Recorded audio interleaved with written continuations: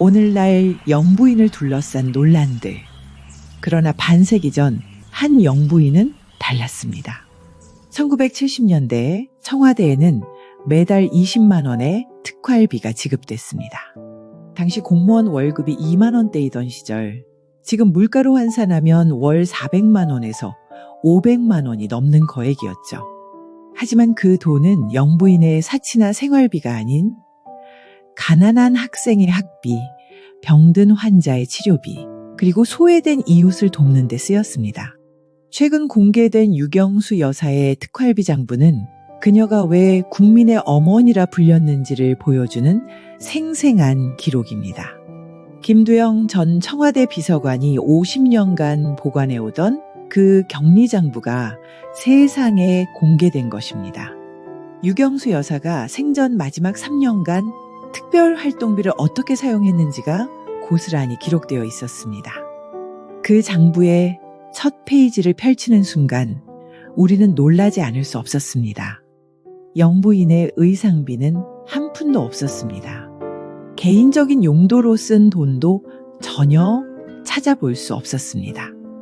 그렇다면 대체 무엇이 기록되어 있었을까요?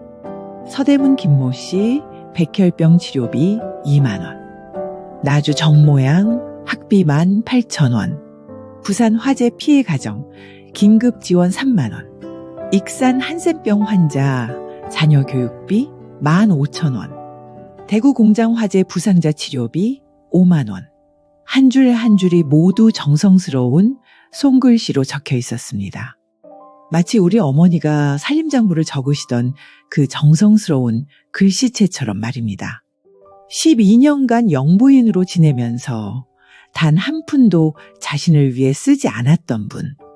그분이 바로 우리가 국민의 어머니라고 부르던 유경수 여사였습니다. 하지만 여기에는 더 깊은 뜻이 있었습니다. 장부를 자세히 살펴보면 그녀만의 특별한 원칙을 발견할 수 있습니다. 돈을 전달할 때 절대 새 지폐를 사용하지 않았습니다. 장부 구석에 이런 메모가 적혀 있습니다. 은행에서 국권으로 교환 후 전달. 받는 이의 마음 배려할 것. 그 해답을 찾기 위해서는 그분의 어린 시절로 돌아가야 합니다.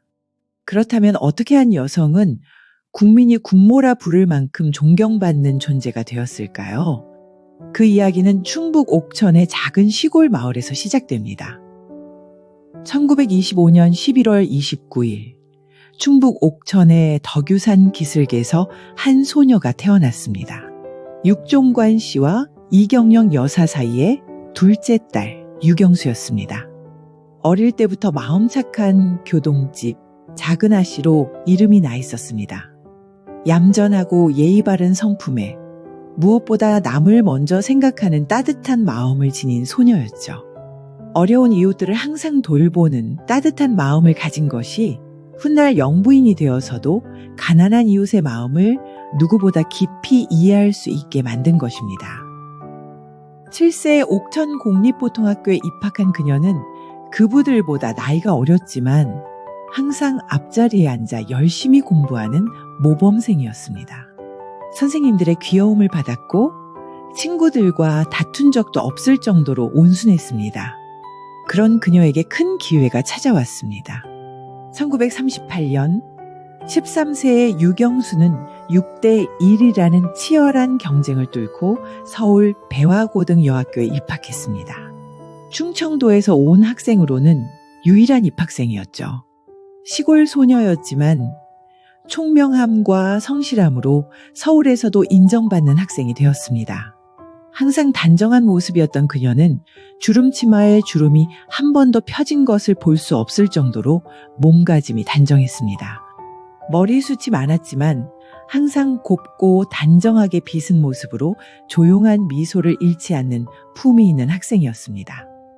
배화고등여학교를 졸업한 후 1945년 21세의 나이로 고향 옥천의 공립여자전수학교에서 가사 과목 교사로 근무했습니다. 젊은 나이에도 학생들을 따뜻하게 보살피는 선생님이었죠. 그런데 그녀의 인생을 바꿀 운명적인 만남이 기다리고 있었습니다. 1950년 6.25 전쟁 중 부산으로 피난 중이던 유경수는 영도다리 옆 조그마한 음식점에서 한 군인을 만나게 됩니다. 당시 육군 소령이었던 박정희였습니다. 첫 만남에서부터 유경수는 일생을 함께할 수 있는 반려자로서의 미더움을 느꼈다고 합니다. 비록 아버지는 전쟁 중인 군인에게 딸을 보내는 것을 걱정하셨지만 유경수의 뜻은 확고했습니다. 1950년 12월 12일 대구 계산동 천주교 성당에서 박정희 중령과 결혼식을 올렸습니다.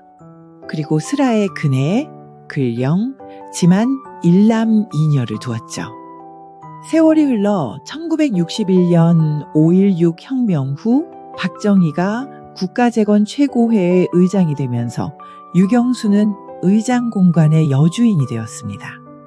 그리고 1963년 박정희가 제5대 대통령에 당선되면서 38세의 나이에 대한민국의 영부인이 되었습니다. 화려한 자리에 올랐지만 그녀가 택한 길은 사치가 아닌 검소함이었습니다. 청와대의 문을 들어선 순간부터 유경수 여사는 대통령의 아내가 아닌 국민의 어머니로 살아가기로 다짐했던 것입니다. 그리고 바로 여기서 우리가 처음에 말씀드린 그 장부의 이야기가 본격적으로 시작됩니다.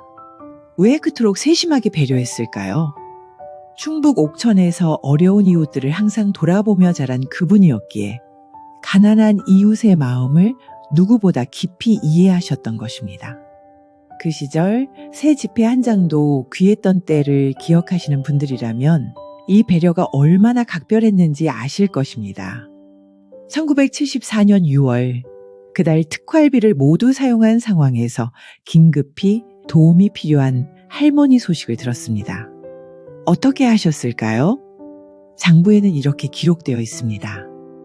긴급 지원, 개인 용돈에서 충당 5만 원. 공적 자금이 부족하면 사적인 돈까지 보태가며 국민을 도왔던 것입니다. 매일 40여 통씩 오는 편지들을 일일이 검토하시고 직접 지원 방법을 고민하셨습니다. 이런 모습을 보면서 국민들 사이에서는 자연스럽게 이런 말이 퍼져 있었습니다. 어려운 일이 생기면 대통령보다 영부인께 편지를 드려라. 그 시절을 살아보신 분들이라면 기억하실 것입니다. 청와대라는 곳이 얼마나 멀게만 느껴졌는지. 하지만 유경수 여사만큼은 달랐습니다.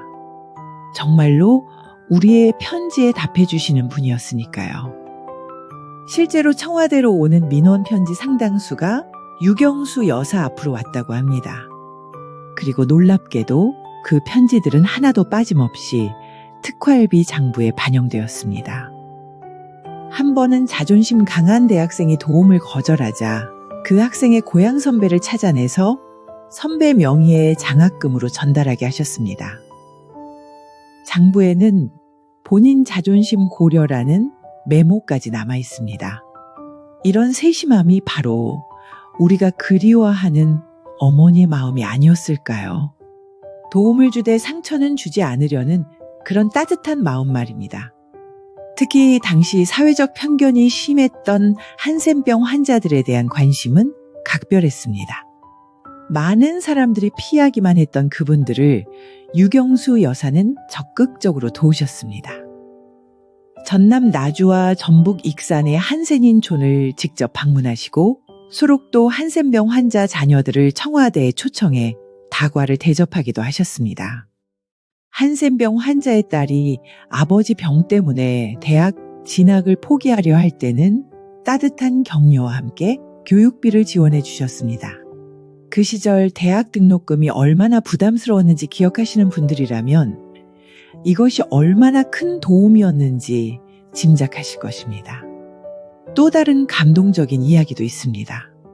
1974년 어느 겨울 대구의 한 공장에서 큰 화재가 났습니다. 그 시절 공장 화재가 얼마나 무서운 일인지 그 시대를 사신 분들은 잘 아실 것입니다. 화재로 다친 사람들을 위해 유경수 여사는 즉시 지원에 나섰습니다.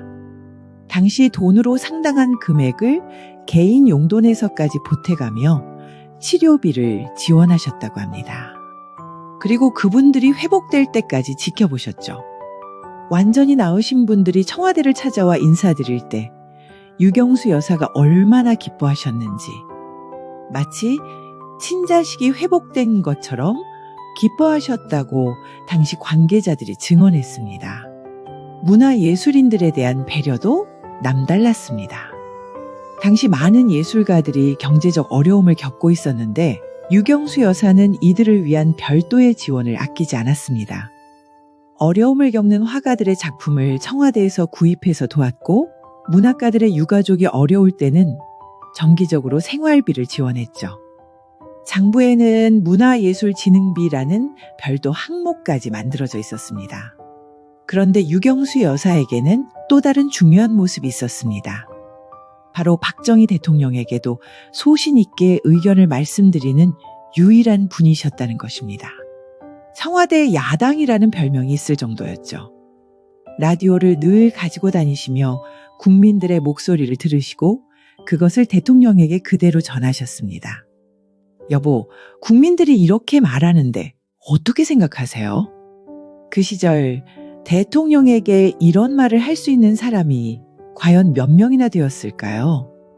하지만 유경수 여사는 언제나 국민을 먼저 생각하셨습니다.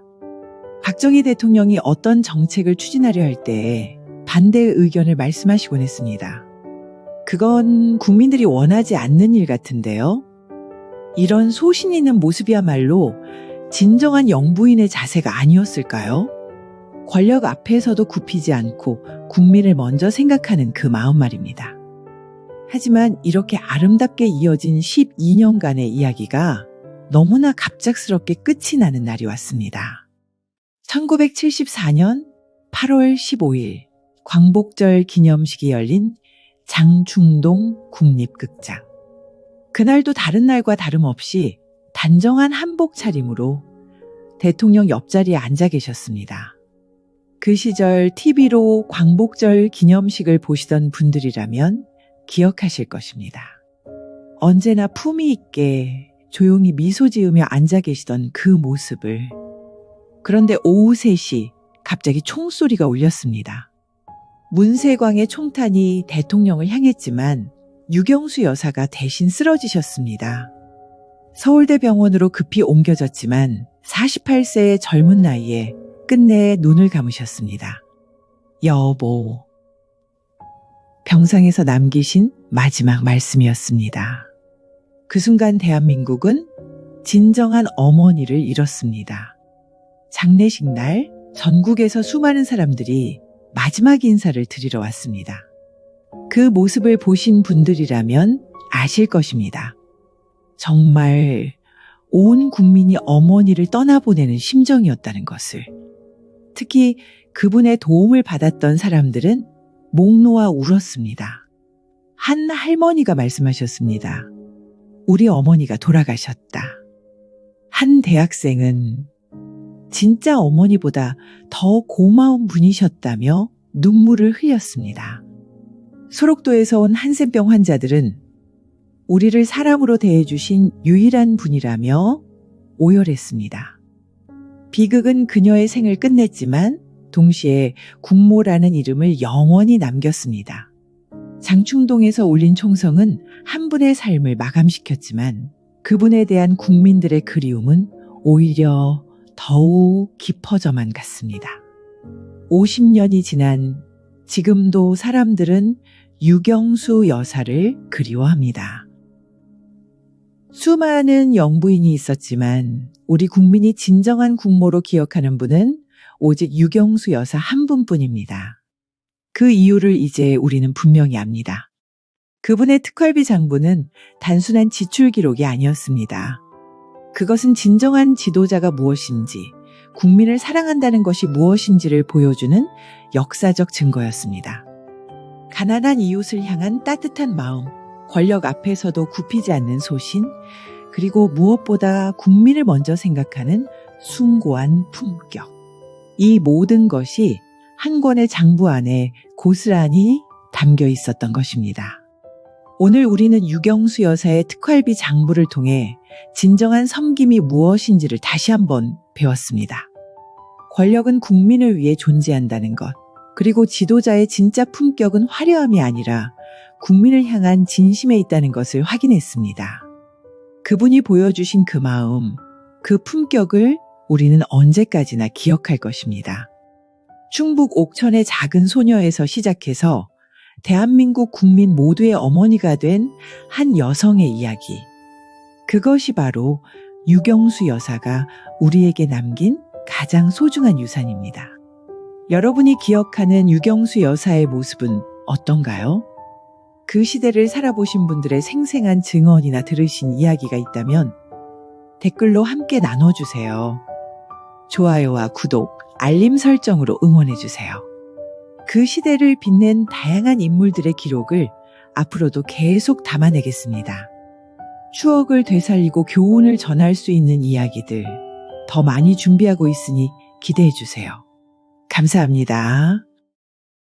오늘과 같이 이렇게 잘 사는 부락을 만들어 놓으신 것은 오로지 여러분의 의지와 여러분의 노력의 대가라고 생각을 해요. 자부심을 가지고 앞으로도 더 열심히 해보세요. 대답들 안 하시네.